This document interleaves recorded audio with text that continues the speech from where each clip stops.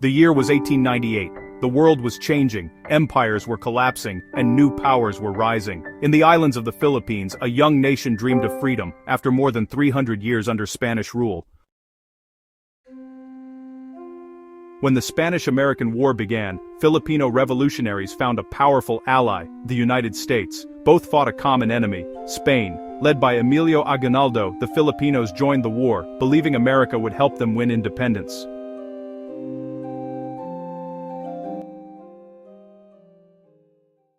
By the summer of 1898, victory was near. Spain's forces were falling apart.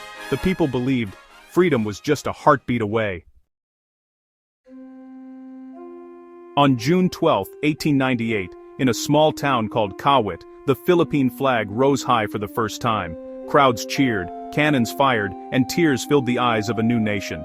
Aguinaldo declared, "The Philippines is free. Our nation stands on its own." My.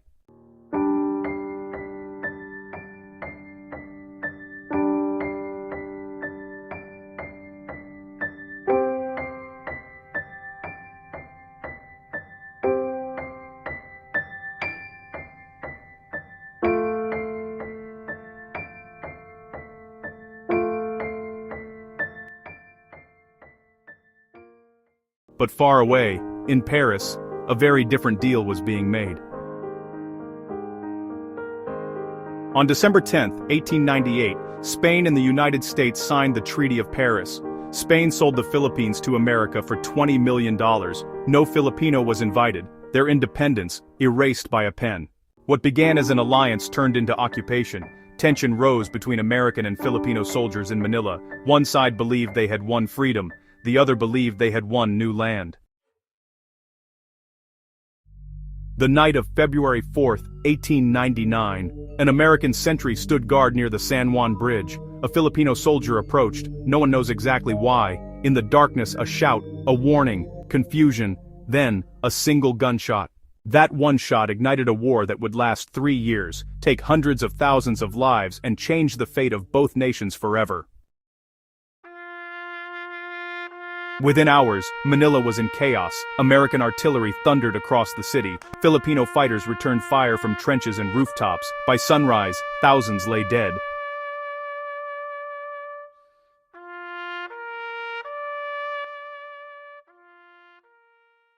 The dream of freedom had turned into the fire of war.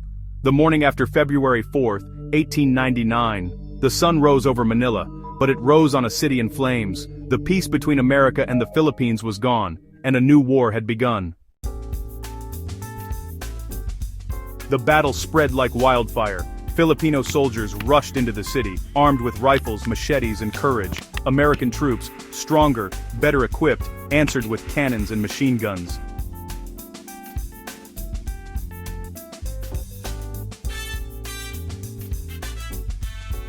For days the fighting continued. By the week's end, over 3,000 Filipinos were dead. It was no longer a rebellion, it was a full-scale war. Aguinaldo ordered his men to retreat north, to the open plains and jungles where they could fight on their own ground. The new capital was set in Malolos, a small town that became the heart of resistance.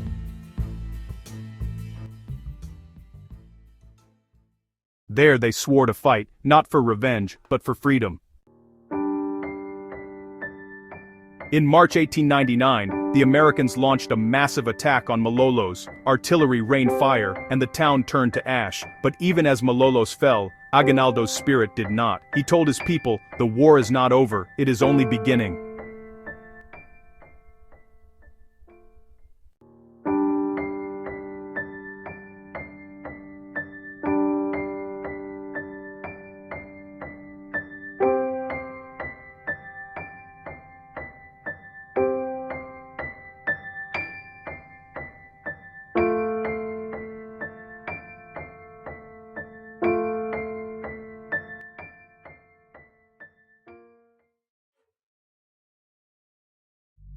By the middle of 1899, the war changed shape.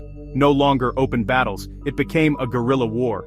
Filipino fighters struck from the shadows, ambushes, traps, surprise raids. They melted into the forests before the Americans could strike back.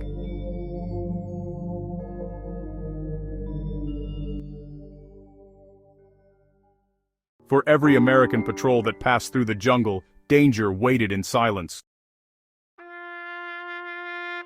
The Americans answered with brutality. Villages suspected of helping rebels were burned to the ground, men were executed, families were separated, and disease spread through the countryside.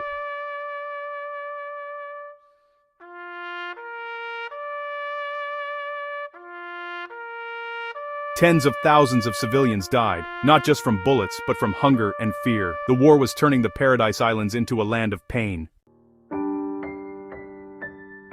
Aguinaldo moved deeper into the mountains, carrying the hope of his people. Each day, his army grew smaller, but their spirit refused to die. They were fighting an empire, with nothing but courage, belief, and love for their land.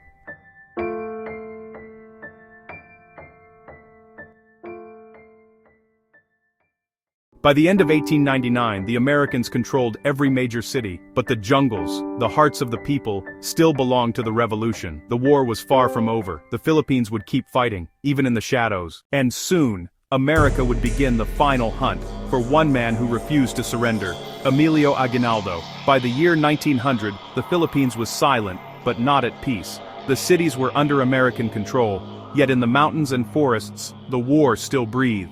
Aguinaldo was alive, and America wanted him captured, dead or alive. General Arthur MacArthur, father of the famous Douglas MacArthur, led the U.S. campaign. Every week his soldiers marched deeper into the jungle, through rain, mud, and fever, searching for the elusive leader.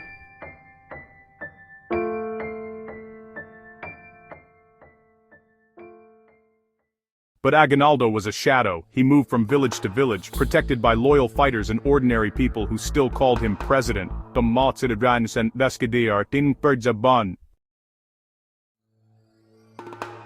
war dragged into its second year. Resources were gone, soldiers were tired, hunger and disease took more lives than bullets.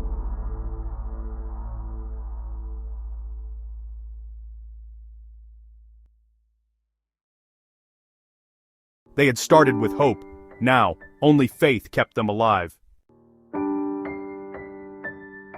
In March 1901, American scouts learned where Aguinaldo was hiding, in a remote village called Palanan, in northern Luzon. To capture him, they used deception. A group of Filipino soldiers loyal to the U.S. disguised themselves as revolutionaries, carrying a false message of support.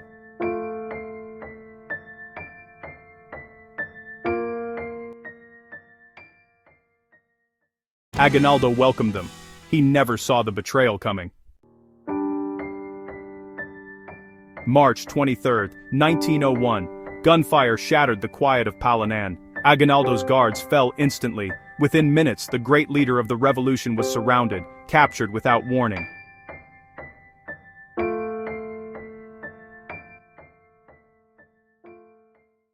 For the first time in years, the war had a face, and it was one of defeat. In captivity, Aguinaldo was treated with respect, but shown the truth. America's power was too vast, the cost of war too high. On April 1, 1901, Emilio Aguinaldo swore allegiance to the United States.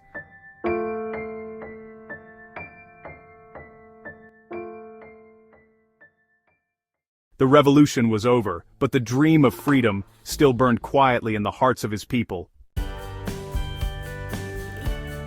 On July 4, 1902, U.S. President Theodore Roosevelt declared the war officially over. America called it a victory, but for the Philippines, it was the price of survival.